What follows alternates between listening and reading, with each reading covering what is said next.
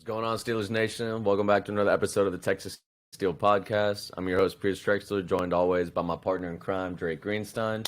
You know the vibes. A lot of things happened on the first week of free agency, but as you were kind of saying earlier, things are starting to die down a little bit. But how you feeling after the first week and where we kind of lay at the current moment? Well, yeah, as I said, the dust has settled. Mm-hmm. The chaos, probably the craziest offseason in Steelers history that I've lived through. That we've lived through. No doubt. We're fresh off an entire new QB room, damn near an entire wide receiver room.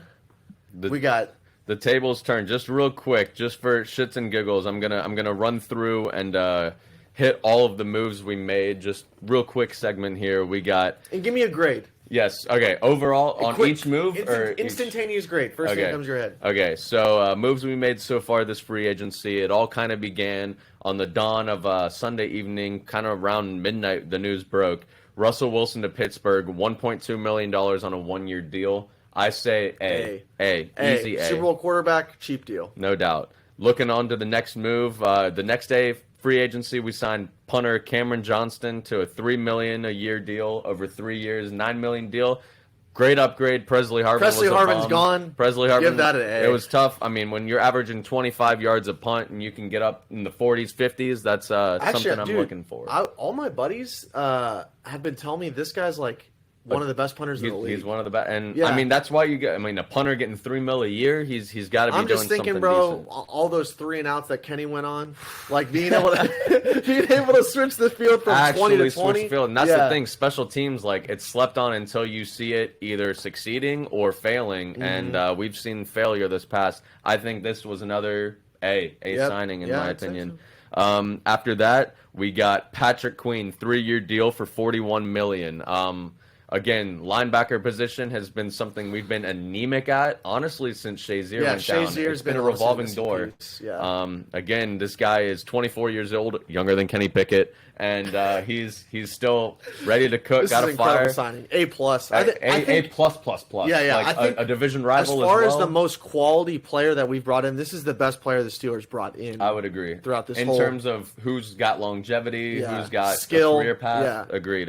Yeah. So that was A plus. Great signing. I agree. A plus. This one we may differ, lower our rankings a little bit, but boom, out the nowhere, Deontay Johnson shipped out and a 7th rounder for cornerback Dante Jackson and a 6th round from the Carolina Panthers. This one, again, we kind of touched on at the last pod. I was really hoping if DJ were to go, which the writing was seemingly on the wall this season, that we would get at least a 2nd, if not a 3rd. But how are you feeling on this one? I mean, it all kind of depends on how good this Dante Jackson guy is. I don't really know too much about him.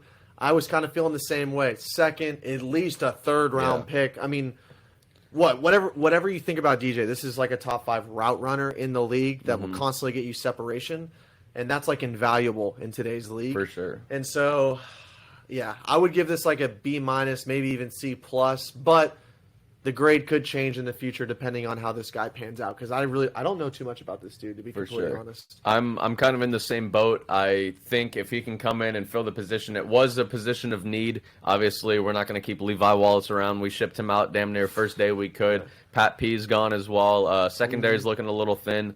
I kind of would agree with you on a C. Could trend upwards to a B, B plus, depending on the production of Jackson moving forward. But following that, we got Deshaun Elliott, Hook'em UT boy, coming in town on a 2-year deal for $6 million. How you feel on that? Like that deal.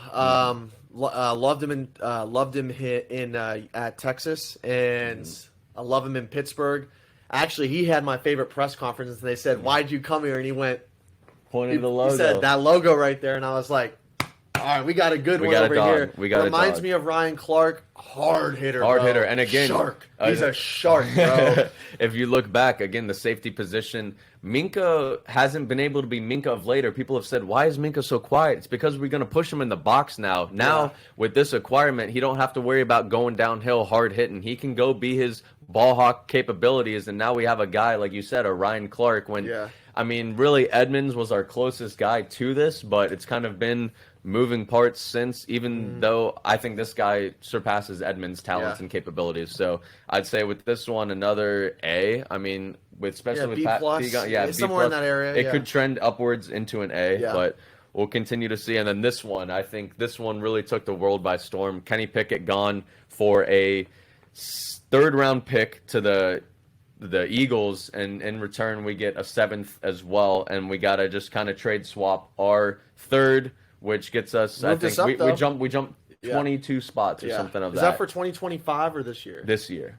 Oh, it's for this year. It could be pivotal, and if not, it could even. I'll give that an A. Now that we have 2 third-round picks, I mean, one can be trade capital if we need to move up or something of the sort. And again, volunteers, not hostages. Mike Tomlin made that clear, and I just thought that this would never come. It definitely shocked the system, but overall, I think a B. I think a B to A. Yeah, a B plus. I think it's an A when we get to our guy 2 from now. But Kenny Pickett shipped out of town. Good riddance. Van Give Jefferson. it an A because of what it cost. Yes. We got Van Jefferson coming in on a 1-year deal. He's that wide out. I think it kind of fills our room now. It wasn't the sexy A-tier guy that we are hoping and striving for the Steelers to get, but I feel like it fits what we need as a 3-2 kind of rounding off our receiver. We definitely still need a receiver. It's an important need. If it doesn't happen free agency, it'll be a draft pick.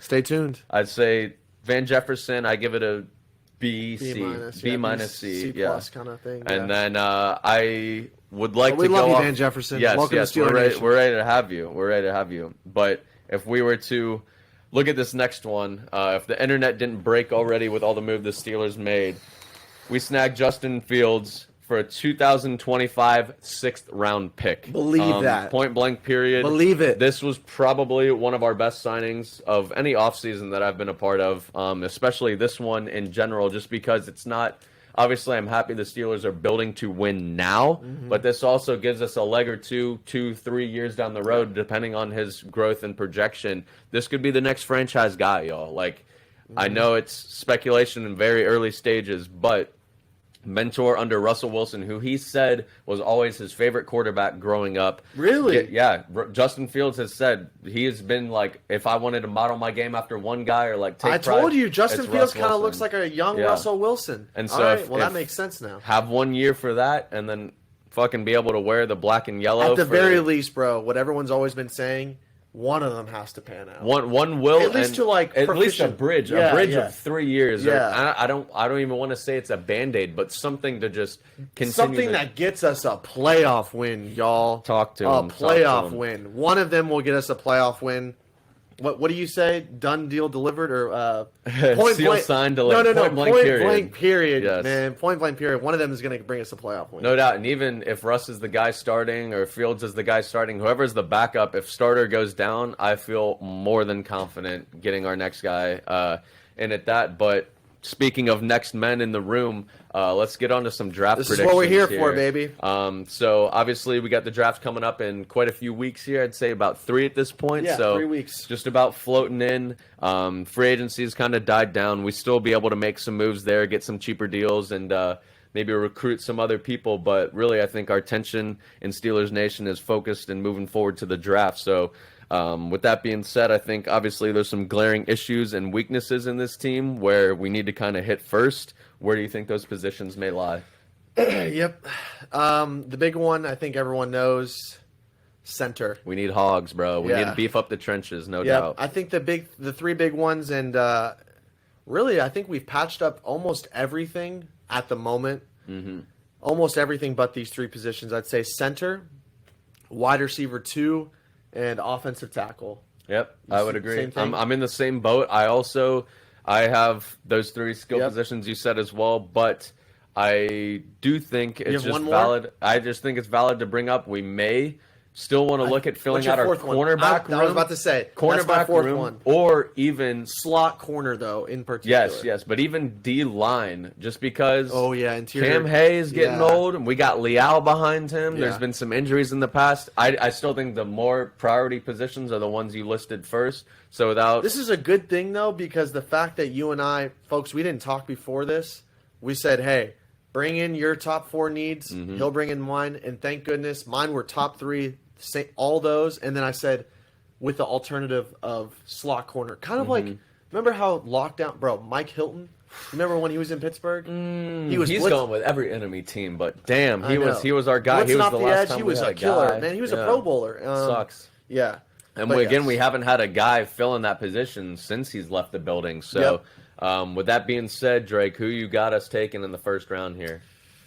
Well, it kind of depends. What I was gonna say was you never know what happens on draft day. Things can shake up. So I labeled one or two guys per position that I'm going to target. I think it's not the sexy pick, but it's the needed pick. As was Broderick Jones last year. Have to. And the way Omar Khan's been handling the draft, I feel like he is going to take the best position on the table that fits whatever need for the we biggest have. need. Yes, the biggest need most right now is definitely. center. And if assuming that this guy's available, they take the kid from Oregon. He won the best center award. JPJ. He's an absolute beast. I actually forgot his Jackson full name. Powers Johnson. Yeah, Jackson Powers Johnson. Yeah. That's who we take. They're saying this guy's actually like a freaking once in a decade type of guy. I don't know. I'll be completely honest. I'm not an offensive line savant. I don't think many people I don't are. think, But I just know what I hear from him. So I mean, if it means taking the best center, I'll take the best center. You want me to give one more real quick? I'd say if you had another center that you were looking to address, you can. Oh yeah, so a couple of my buddies as well have expressed if he's taken, I don't think we go center if he's taken because I think the next guy that we can take, wait. Yeah, I think the next center, which is Frazier from West Virginia, he's the third. Yeah, he'd be kind of I think he could fall to the second round. I think we could take him. But I'm gonna get ahead of myself just because I'm just feeling it. I gotta say it. But I said this to you on text. If the kid from Oregon is taken, Jackson Powers Johnson. If Jackson Powers Johnson's taken, folks, I'll bet you my bottom dollar that I think the Steelers take Xavier Worthy.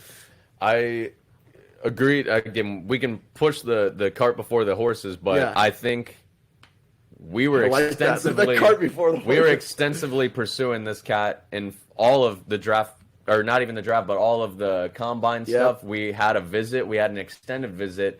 We seemed to really like. They this saw kid. him at the combine, and then actually just a few miles away because we're in Austin. They had the pro day, the UT pro day. Xavier was there. They said Pittsburgh wasn't even discreet about it. They spent all their time, like 30 minutes to an hour, just talking to Xavier Worthy. And sorry, I'm a little honed in on this just because we watched this kid for 3 years. Yeah. Seen him develop, but we've seen him beat Bama. Yeah, like, who the podcast is Texas Steel, folks, because we're Texas kids. Well, we're Steeler fans, but I grew up a Longhorn guy. So did he. So got to watch Xavier Worthy up close, and in my opinion, I think it'd be a great pick. I mean, you're talking about the fastest 4.21 ever. And you're talking about, what did we get rid of? Deontay Johnson. Well, you bring in a guy that's an incredible route runner.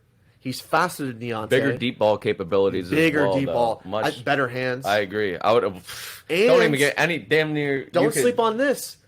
You don't like Calvin Austin back there for punts and kicks? Put Zay Worthy. How many punt returns did he have in college? Quite a few. I saw him in person. So he just dynamic. That is the one word to explain him. And I see Steeler fans commenting on Instagram, like, this is the next Dree Archer. No, folks, trust me, I saw this up close and personal. This guy, if anything, is closer to a Devontae Smith type of player. Devontae Smith, and then has that dynamic speed of Tyreek Hill. So I think if Zay Worthy is there at 20 and Powers Johnson's gone, absolutely. I think Zay. And one last thing, I'll keep it short, but another little concern about Xavier Worthy is size and frame, which I get. 5'11", 6 foot, maybe 185. He added 6 pounds before from the combine to the pro day. But you saw him against Oklahoma State in the Big 12, and you saw him at UT, bro. That man uses his frame. He trucked a guy in the Big 12 championship, and I was like, okay, Zay. And that helps with not only when you're open field, but when you're run blocking, when you're like, we just need someone to. He was durable. Not be able to be afraid to go and make a block, Deontay. But at the end of the day, definitely think that could be a great upgrade. Likewise to you, obviously center, it's biggest bleeding issue in the room right now. Think we definitely take that. If Jackson Powers Johnson isn't there come the first round, because again he's speculated to go even in the top 10. I was looking at a few other Hogs in the name. You mentioned the boy from WVU. I also saw Graham Barton from Duke is looking like another dog. He a beefy boy. Center or center? Okay, center. Got some stock to him, but personally, this is kind of where I lie, to where Jackson Powers Johnson's gone. The couple centers we've listed gone within the first draft. I think Omar Kahn's a team player, bro. He's going to take the best available first pick spot, and if it is Worthy, if it is JPJ, if he drops that low, we're going to make that stab. But if we need to hold off until the second round for a center boy, let me tell you a name. Sedrick Van Pran. The boy from Georgia. We get some dogs in the hog position. We sign him up with Broderick Jones. We just fill it out. Darnell Washington, continue to build this trenches with the guys that we got. Man, Georgia does it right. They're winning championships over there for a reason, bro. Exactly. Georgia does it right. We become Dawgs 2.0. Not that we ain't have them, but with GP, I mean, we can really fill out this squad. It's looking like Georgia's building a dynasty, and I like all I see. The Eagles were doing, bro. The Eagles were just taking all the Alabama guys. Take them. And I'm loving the way that even his play is. It's a great name. We'll have some clips of them overlaid as we're going. But this guy's a dog, and again, he's not projected to go too high in the first round, to where if we really wanted to take the sexy draft pick and go get a Xavier Worthy, Adonai Mitchell from Texas, there's some great wide receiver names in this class. We can go play, and I do think Sedrick Van Pran is going to be floating around that second round pick if we wanted to wait till then to snag. But it seems like we're in consensus. Center and wide receiver are the number one most grueling and I'll give you my sleeper. Let's just say Xavier Worthy somehow gets taken. You see a center that's taken. I think there is a small possibility they take one of those lockdown corners, bro. Kool Aid McKinstry from Alabama. When you got one of them cool flirting names, you know that boy going to go in the first round. So I feel like, if we come around, what is it, pick 22, 20? 20 flat. 20 flat. If he's floating around, again, the con artist, best pick on the table, because we know this is a loaded receiver draft. We know there's a lot of people still needing centers out there. So if those two positions are snatched, what is the best board on the table? What is the best piece on the table? And I believe Omar Kahn to do so. I would not rule that out either. Yeah. I mean, you look at Kool Aid, JPJ, Corey Trice, get another Minka Fitzpatrick in the backfield. Jackson, hopefully if he pans out, we're gonna have some studs back there. The secondary is gonna be a little no-fly zone. It's gonna be scary. So I definitely wouldn't be, but I'm glad that we addressed that cornerback as we are improving. It's still. I mean, you look at it, we got young cats in there right now. Like, I know we're talking draft and being able to acquire that, but, like, JPJ is looking to be one of our most tenured guys. I mean, we're going to have a few. Corey Trice ain't even seen a lick of the grass, so it'll be interesting to see how he can pan out. But we got our safeties built out. I think JPJ is the truth. So if we can acquire another cornerback, that would be big. Moving on to... Found this one tackle, Amarius Mims. He seems to be another dog. I've been hearing good things about Georgia this guy again, bro. I hate to do it, but at the end of the day, like I said, if it's a factory What that's do they producing, have him projected at? I think he's projected first round. I've seen some Steelers mock drafts where they throw him actually as our first pick overall to pop into the first round, but if he slips into the second, definitely a name to keep an eye out for. I still think we address center if there is one on the board over him with our first round pick, if that is. Hell, even wide receiver. But beefing up the trenches is nothing that you can complain. It's the necessary one. It is. I think for viewers and just the casual fan, obviously they like flash, as do I. You talk about legitimate flash and Xavier Worthy and like Adunzie and some of these other receivers, but those cats out of LSU. But bro, you saw, because I know your ass wanted Jordan Addison. Took Broderick Jones, and what did you see? The run game took leaps and bounds, steps forward. The pass protection took a step forward. So it's the necessary pick. Most definitely.